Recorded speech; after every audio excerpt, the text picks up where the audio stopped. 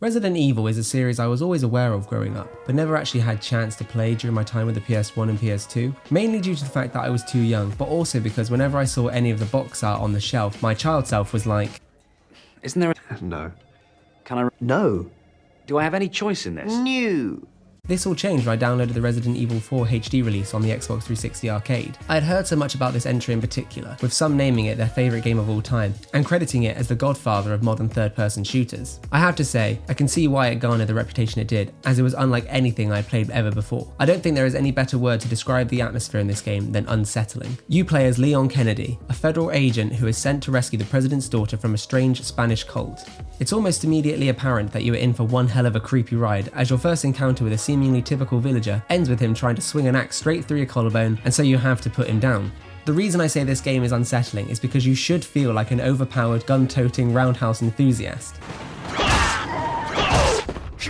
going up against measly farmers in suspenders, but the game never lets you feel this way. A single enemy is pretty easy to deal with, but put 2 or 3 of them in the room with you and the space itself starts to feel infinitely smaller. And given that ammo is a rarity, you have to make every shot count. Combine this with the slower paced tank controls, locked shoulder perspective, which means you can't just spin the camera around and check your surroundings. And the fact that when you aim your weapon, Leon stands in place like he's just stood in a pile of instant superglue, means that you can't just make a zombie train like in Call of Duty and mow down your enemies to your heart's content. It only takes about 3 hits from standard enemies before you actually go down. 1 hit in some cases like this dickhead. So it doesn't take long at all for you to understand that you are severely vulnerable at all times. On top of this, once you start to push through the game and encounter more varied enemy types, the gore factor gets cranked up to 11 and you are left screaming in terror in the face of some of the absolute monstrosities this game can conjure up. I remember the first time I saw this, and very nearly fleeing the house, torching the place, and leaving it behind to burn to a crisp while I safely relaxed by a poolside in Florida. So how did I actually manage to complete this? Well, I didn't.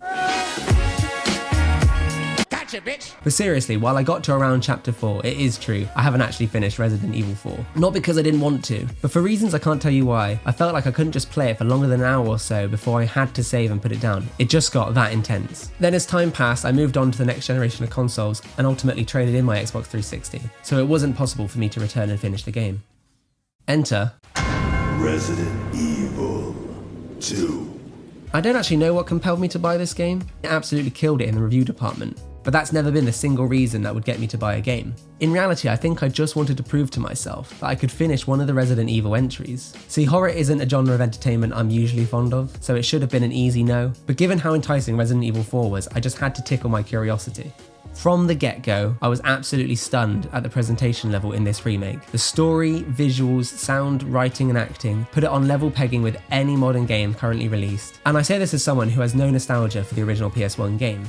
The short synopsis is that you find yourself caught in the middle of a viral outbreak in Raccoon City, and it is up to you to find out the cause behind it, and more importantly, how to stop it from spreading. Graphically, and please excuse my French, but holy shit, that is a good looking burger. I had no doubt that the atmosphere would be as good, if not better, than Resident Evil 4's. And I can easily say that the first 3 to 4 hours of the campaign hold some of the most gripping and terrifying gameplay that I've ever experienced. Now, a small warning, there may be some disturbing images ahead, and I'm going to try to keep spoilers to a minimum. The very first encounter you have with an infected perfectly sums up what the combat is going to be like in this game. This is not Left 4 Dead or Season 9 of The Walking Dead, where hordes are an everyday occurrence that you can just deal with on a whim. This is Season 1 of The Walking Dead, okay? The infected are walking tanks in this game. They will soak up to 3 headshots before they go down, and that's not necessarily for good. You can put one down, and when you next walk over the corpse 15 minutes later, they will jolt awake and grab you by the feet, ready for round 2. Basically, you're constantly on your toes and having to be mindful about any and all engagements. Just like Resident Evil 4, ammo is a rarity, so you can't just play this game like you're Arnold Schwarzenegger in Commando. But at the same time, if you leave infected well enough alone, they will still be there when you return, and they may have even wandered off into a room that you thought was safe, making it a prime spot for a good jump scare.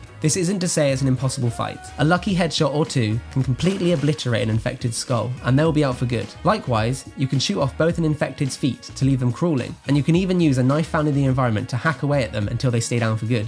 There are also other methods to prevent further combat encounters, such as when you're at the police station, you can find wooden planks to border up a number of windows to keep more of the infected from entering the building. Item management is key here. You only have a certain amount of carry space, and this will include weapons, ammo, health, and key items that are used to progress the story. I don't know how the developers did it, but every item in the environment feels like it has been meticulously thought over to be the perfect and only place that it can be left for the player to find. I never felt like I had too many supplies, but I never felt that I was helpless either. Speaking of the environments, there are multiple semi-open areas you will visit in the story. A police department, the sewers underneath Raccoon City, or even a secret laboratory, and each will require heavy exploration and puzzle solving to eventually exit the area.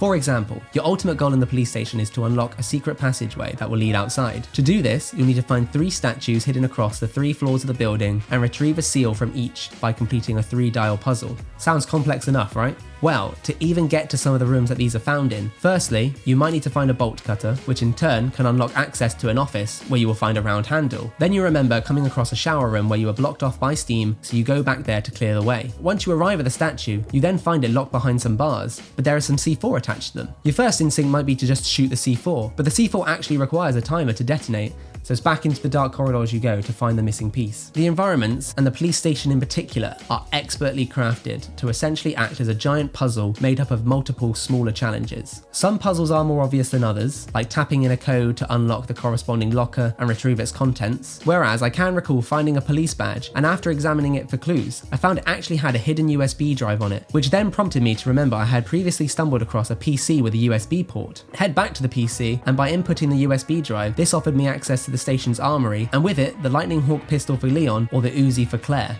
That's another thing, you can play as 2 different characters in this game, each with different variables, items, and story beats. Leon, the same Leon who appeared in Resident Evil 4, will be able to find and equip a shotgun, whilst Claire can pick up a grenade launcher.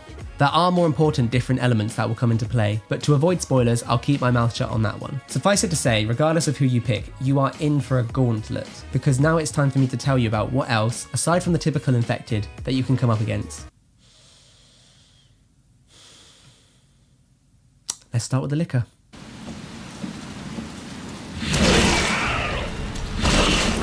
What the hell is that? These things are downright horrifying. If a human was turned inside out and decided to walk on all fours, you would pretty much arrive at this monstrosity. And it's only just as you become comfortable with the normal infected and begin to get your bearings in the police station that you are greeted with your first liquor encounter. I'm just going to show you a comparison for how mine went.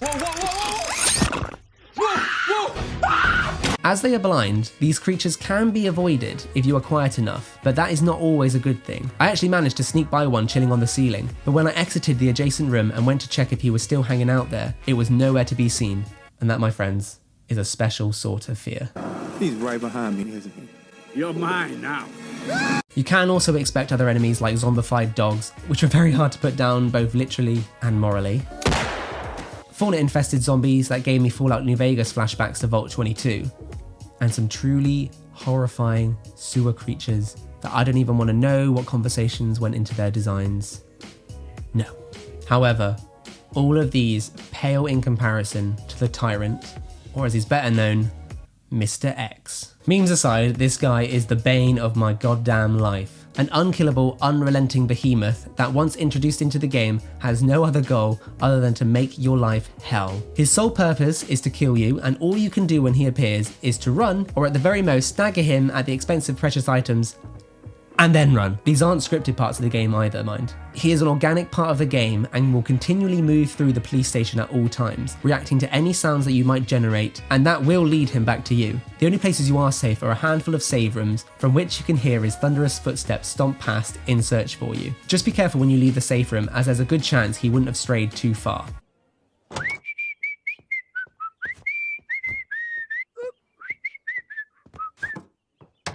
There isn't really more that I can say without getting into spoiler territory and maybe ruining some of the later puzzles in the game, so I'm going to start wrapping it up here. Ultimately, I would 100% recommend this game to anyone, horror fan or not. It's a really impressive game, and I'm actually quite annoyed that it took me a year to get around to playing it. Hell, even the remake for Resident Evil 3 got released before I managed to complete this one.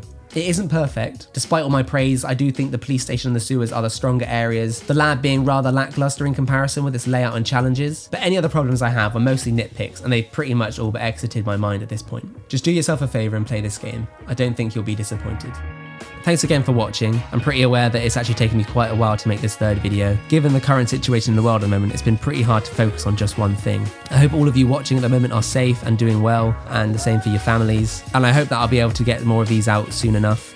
Side note, I do want to thank my friend Ellis, who managed to point out the fact that I could just use a USB stick to copy across my PS4 captures straight onto my hard drive, rather than actually having to buy a capture card off Amazon. You've saved me 60 quid, so I thank you very much for that. And I'll leave a link down in the description below to his channel and his Instagram, because he really does have some insane content out there. With that all being said, thanks again for watching, stay safe out there, and I hope to see you all soon. Bye!